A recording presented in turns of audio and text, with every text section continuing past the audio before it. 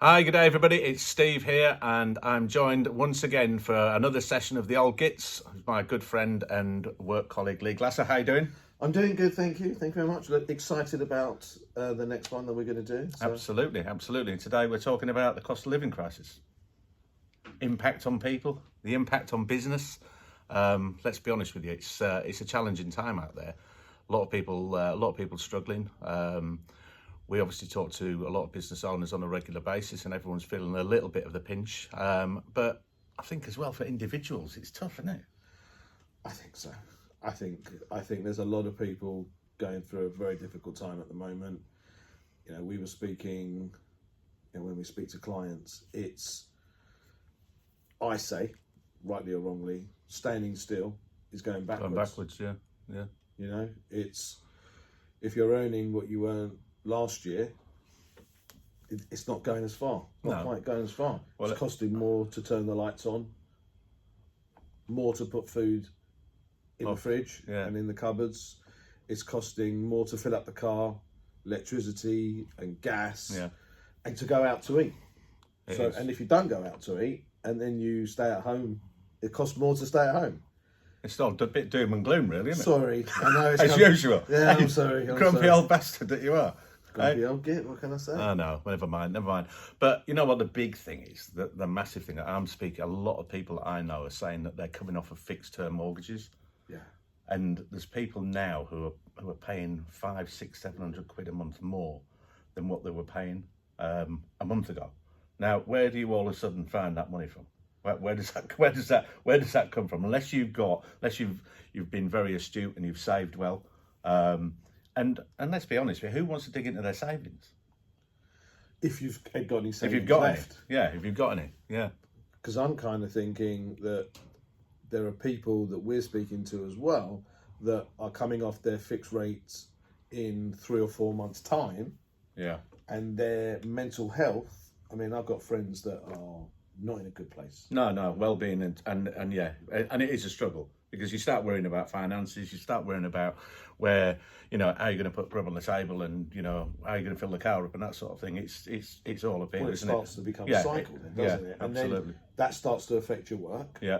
And then your productivity goes down. Then the boss might say, what's going on? What's going on here? Yeah. And before you know it, it's all sorts of stuff going on. So it's worrying times that, I think crisis sometimes is often used and it's not necessarily a crisis. I think this is a very apt time to use the word. Really? Yeah, I think it's bad out there, and because there is that. Is there a lot of scaremongering going on? Yeah. Are the journalists? Are they making more of this than it actually is? I read a report in the Times the other day, and it said the Times. Well, yes. Actually, it came up as a pop up on my. Was it a cartoon? Yes, it was, and it said that this cost of living crisis is affecting businesses more than the pandemic did. You believe that? Any more detail? Only that it's reflected in staff shortages, and how we have got such a high employment rate. God only knows. It baffles me when there's so many jobs out there. Staff shortages, cost of fuel, cost of rates, rent, mortgage payments, whatever it is. They're basically, the article said that this is worse than a pandemic. Now, I can't really see that. I mean, obviously there's a lot of industries during the pandemic that didn't suffer too much, the property sector being one. It was very, very buoyant. Okay. I like a fact. Yeah, you do. I like a fact. So obviously before we went on air, had a quick look, had a quick Google. Company insolvencies for Q2 and Q3 in 2023 were at their highest level since Q2 2009. Which was a really bad time. That's a global meltdown, wasn't it? Yeah. So there are voluntary liquidations, compulsory liquidations.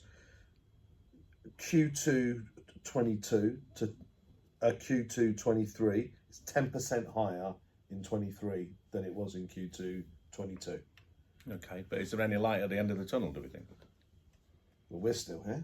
Well, we're still here, and a lot of businesses are still here. And I think as well, I've always been a great believer in, there's, let's talk about the property sector, which I'm heavily involved in. I always say every market makes a market. You've just got to be very, very proactive. You've got to be out there and you've got to make things happen when things are not happening. I think in a way, running a business, speaking personally, running a business through a pandemic in lockdown taught me new skills that I didn't think I had. Yeah. And I think a number of business owners have learned the word resilience. Yeah, true. Or what that means more than before. So I think that there are company owners there that are going, we're going to weather this. Yeah. We're going to weather this, and we've got great staff with us, and together we can get through it. If the property market, if there's a slump, then, whether that's an impact on fees or whether that's a price reduction, then, and if you can't sell, then you rent, and if you've got a letting side. But I think there is the word resilience, and I think that the English people in particular, we are very, if anything, resilient. Yeah. we are resilient. Yeah, and exactly. we will get through. And I think there's this, we will overcome, and it's good. It's good, and I think that we will. I think, as one thing I always preach as well with some of the consultancy work I do is that if you do come out the other end of this, you come out far, far stronger, and it is just a case of knuckling down and looking at your efficiencies, making sure that you've got you're taking advantage of absolutely everything that you can. Yeah. Which is another reason people talk to you, talk to us. Certainly talk to TMS about the offering that we've got, because it's at people's fingertips, isn't it?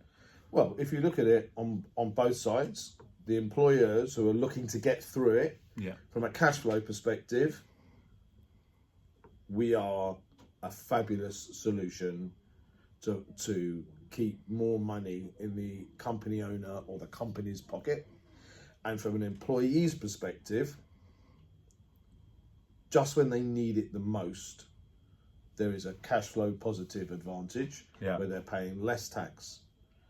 And if there was a time that employer and employee needed to work together at any time more, now is the time for that to happen. And we can help facilitate that, and we can help that relationship come closer and not further apart. Exactly. We're in it together. And to be fair, we are seeing huge traction. Yeah. So, there are a lot of people, businesses that we spoke to 4 and 5 years ago, now coming to us and saying, look, let's talk.